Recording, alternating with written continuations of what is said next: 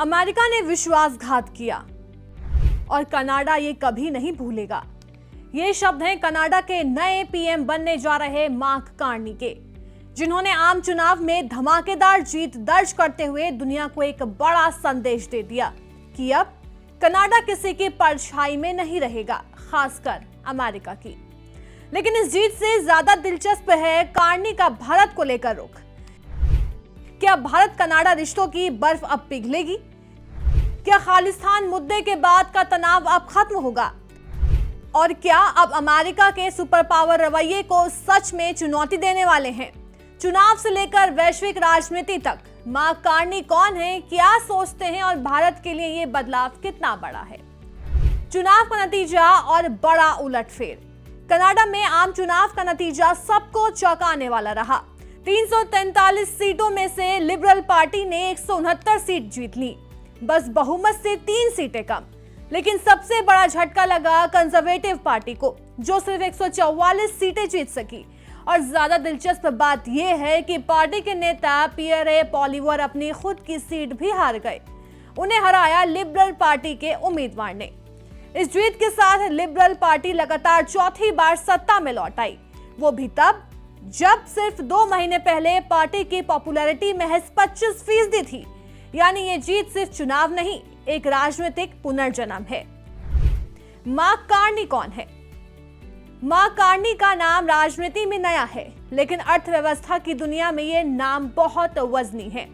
2008 के आर्थिक संकट के दौरान उन्होंने बैंक ऑफ कनाडा के गवर्नर के तौर पर देश को आर्थिक तबाही से बचाया। फिर बने बैंक ऑफ इंग्लैंड के गवर्नर। 300 साल के इतिहास में ये पहली बार था कि किसी गैर ब्रिटिश को ये पद मिला। हार्वर्ड यूनिवर्सिटी से पढ़ाई की और ऑक्सफोर्ड में पीएचडी की, यानी केवल नेता नहीं, नीति और अर्थव्यवस्था का इंजीनियर है। और आज ये वैश्विक संकट के दौर में यही सबसे जरूरी भी है। भारत को लेकर क्या सोचते हैं मार्क कार्नी? अब बात करें भारत की।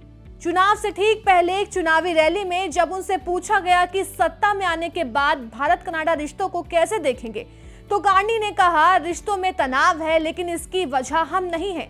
आपसी सम्मान के साथ इन रिश्तों को फिर से बनाया जा सकता है।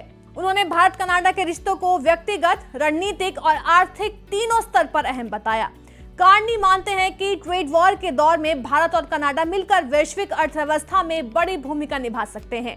मार्च में उन्होंने साफ कहा था कि अगर वो पीएम बने तो भारत के साथ व्यापारिक संबंधों को बहाल करेंगे। भारत जैसे समान सोच वाले देशों के साथ रिश्ते डाइवर्सिफाइड करने का मौका है और मैं इस मौके का इंतजार कर रहा हूं।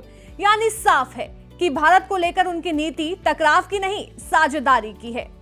भारतीय समुदाय से सीधा जुड़ाव। मार्क कार्नी ने केवल मंच से बात नहीं की, उन्होंने सीधा जुड़ाव भी दिखाया। रामनवमी पर टोरंटो के स्वामीनारायण मंदिर पहुंचे, लोगों से मुलाकात की। बैसाखी के मौके पर ओटावा सिख सोसाइटी के गुरुद्वारे गए और बधाई दी। यानी उन्होंने चुनावी स्टंट नहीं, संवेदनशील और सामुदायिक राजनीति को अपनाया। क्या उम्मीद करे भारत कनाडा रिश्तों से? कनाडा में खालिस्तान समर्थकों को लेकर भारत और कनाडा के रिश्ते बुरी तरह बिगड़े। ट्रेड टॉक बंद हो चुकी थी, लेकिन अब जब कार्नी सत्ता में हैं, तो एक नई शुरुआत की उम्मीद है। वो भारत को साझा मूल्य वाला सहयोगी मानते हैं। उनकी सरकार भारत के साथ फिर से व्यापार शुरू कर सकती है, खालिस्तान पर स्पष्ट नीति बना सकती है और आपसी सम्मान के साथ राजनीतिक सेतु फिर से जोड़ सकती है। नया कनाडा। मार्क कार्नी का सत्ता में आना सिर्फ एक चुनावी जीत नहीं है, ये एक बदलाव है। अब एक ऐसा नेता है जो ट्रंप के सामने झुकेगा नहीं और भारत जैसे लोकतंत्रों के साथ फिर से रिश्ते जोड़ेगा। क्या ये रिश्ता फिर से बहाल होगा? क्या भारत को मिलेगा एक नया भरोसेमंद मित्र? और क्या अमेरिका कनाडा रिश्तों में दरार गहराएगी? इन सवालों के जवाब आने वाले महीनों में सामने आएंगे। लेकिन एक बात तय है, अब दुनिया पुराने तरीके से नहीं चलेगी और कनाडा पीछे नहीं, आगे बढ़ेगा।